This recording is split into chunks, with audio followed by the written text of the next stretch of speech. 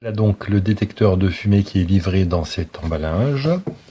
On a 3 pièces. On a d'abord le détecteur qui est un modèle plutôt design, plutôt compact, avec le support à fixer sur le plafond.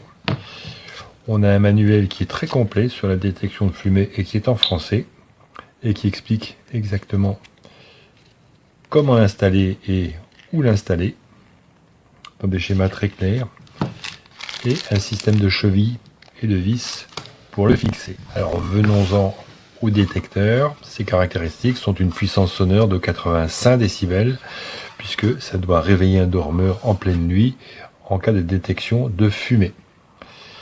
Alors on va être interrogatif au début, savoir où se branchent les piles. Eh bien les piles sont soudées et intégrées à l'intérieur et sont en principe garanties pour une durée en veille de 10 ans.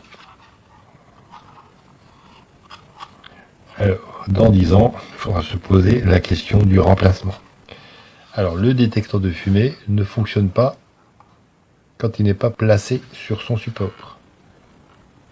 Ça ne sert à rien. Pourquoi? Parce qu'ici, nous avons un interrupteur de détection de support ici, qui est appuyé quand on met le support. Alors, sur ce support, on va repérer ces deux petites chevilles amovibles. On va voir à quoi elles servent. Alors, avec les chevilles fournies, on va fixer notre détecteur au plafond et on va tout simplement placer le système dessus. Alors les petites chevilles ici servent à être fourrées ici dans le petit trou pour rendre le démontage inviolable. A priori, si on ne connaît pas ça, on ne peut pas le démonter simplement de cette façon. Ça empêche le démontage. Alors, une fois que c'est monté, on appuie sur le bouton, en principe une fois par semaine, pour tester son efficacité. Voilà, c'est fait. On voit, c'est puissant, ça casse les oreilles.